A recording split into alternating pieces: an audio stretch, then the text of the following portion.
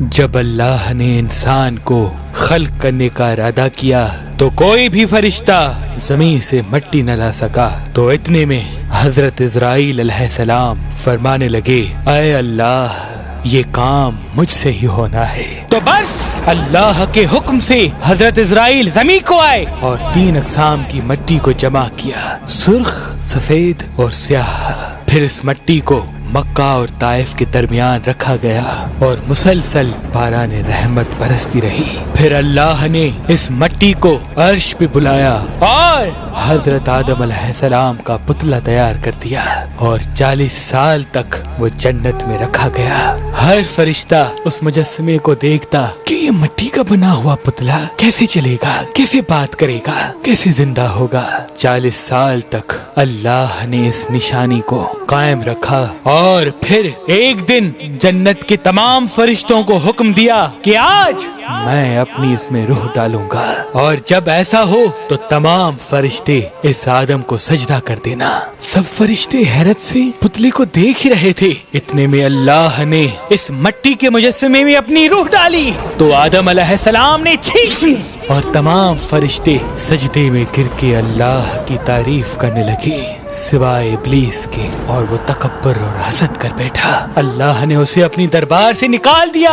پھر اللہ نے حضرت آدم سے بی بی حوا کو پیدا کیا اور ان کی جنت میں کی گئی غلطی کے سبب ان کو زمین پہ بھیج دیا، اور یہ حکم نافذ کیا کہ اب جنت میں وہی آئے گا جو یہ ثابت کرے کہ وہ ہمارا فرما بردار ہے۔ اور یوں انسانوں کے لیے دنیا میں امتحانات کو رکھا گیا تاکہ ہر انسان امتحان دے کر اللہ کو راضی کر کے جنت تک پہنچ سکے۔ تاریخ نے لکھا جب آدم و بی بی حوا زمین کو آئے تو 200 سال تک ایک دوسرے سے جدا رہے اور اللہ سے معافی مانگتے رہے۔ بالآخر اللہ نے ان کی توبہ قبول کی۔ حضرت جبریل علیہ السلام انہیں مکہ میں جبل عرفات پر چھوڑ آئے اور وہ ساتھ رہنے لگے، اور پھر اللہ نے حضرت آدم کو حکم دیا کہ وہ خانہ کعبہ تعمیر کریں، اور حضرت جبریل اور حضرت آدم نے مل کے ایک گھر کا نشان قائم کیا جس کو بعد میں تعمیر حضرت ابراہیم علیہ السلام نے کیا،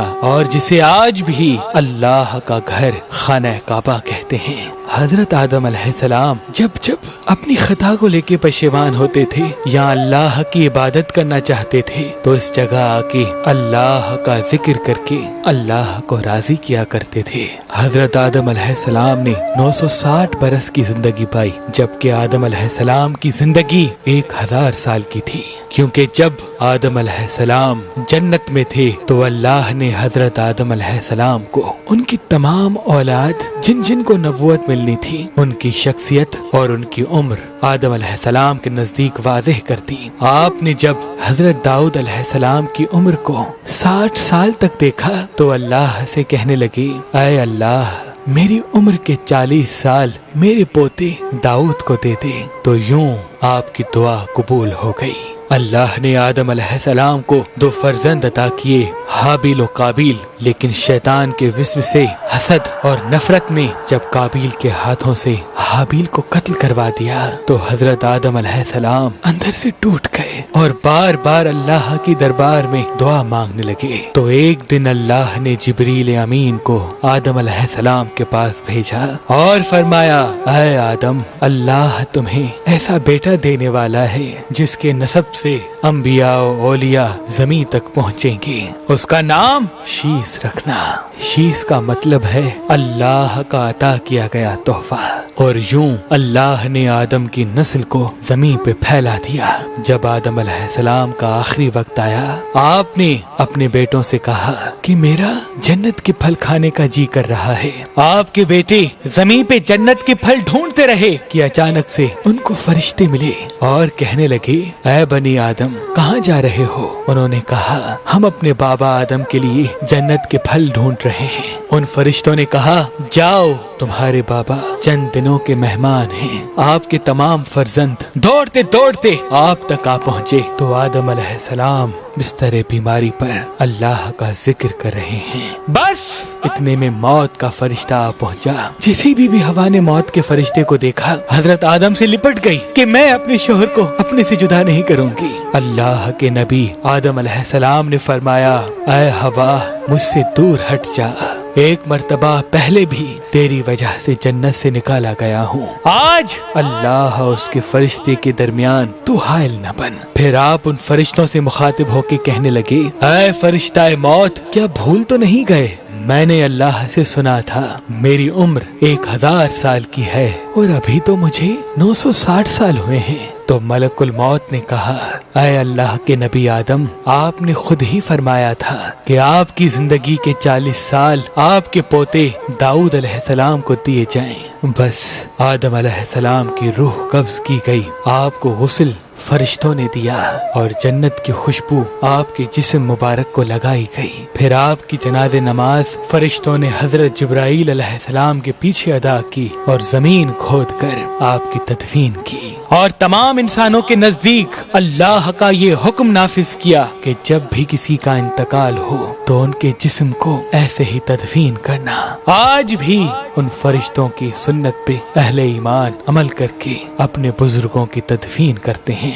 आपकी कब्र मुबारक की जगह को लेके इख्तिलाफात हैं। कुछ मौरखीन के नजदीक आपकी जाए तदफीन श्रीलंका, तो कुछ के नजदीक जबले अबी कबीस, तो कुछ के नजदीक इराक और कुछ के नजदीक मस्जिद खरीफ के सहन या अंदर। बाज रवायतों में ये भी है कि जब हजरत आदम अलैहिस्सलाम का रूह कब्ज करने के लिए फरिश्ता मौत आ पहुंचा तो आपने अपने बेटे, जिसको आपने अपना जानशीन बनाया था, हजरत शीस अलैहिस्सलाम से कहने लगे कि ऐ मेरे जानशीन, मैंने अल्लाह से सुना था कि अनकरीब इस जमीन पे एक बहुत बड़ा तूफान आएगा।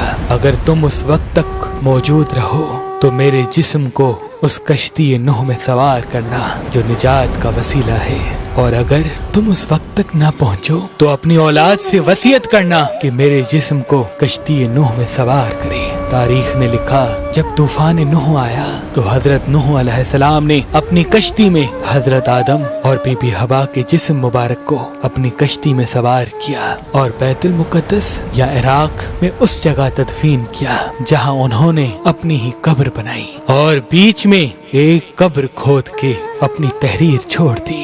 और जब इमाम अली अलैहिस्सलाम ने शहादत पाई तो उन्होंने वसीयत की, मेरे जनाजे को ऊंट पे रख के हसन और हुसैन पीछे चलते रहना, जहाँ ऊंट रुकेगा वहाँ एक चमकीला पत्थर होगा, उसको हटाना तो मेरी कब्र बनी होगी। जब इमाम हसन और हुसैन उस जगह पहुँचे जहाँ ऊंट रुका, उस चमकीले पत्थर को हटाया तो एक तरफ हजरत आदम अलैहिस्सलाम की कब्र बनी थी, दूसरे तरफ हजरत नूह अलैहिस्सलाम की कब्र बनी थी और बीच में एक कब्र खुदी हुई थी और उसमें तहरीर था कि ये कब्र नूह अलैहिस्सलाम ने अपने हाथों से वक्त के इमाम और रसूल अल्लाह के वसी अली इब्ने अबी तालिब अलैहिस्सलाम के लिए बनाई है। आज भी इन मुकद्दस मज़ारात की ज़ियारत के लिए लाखों लोग इराक आते हैं और ज़ियारत करके अपना ईमान ताज़ा करते हैं।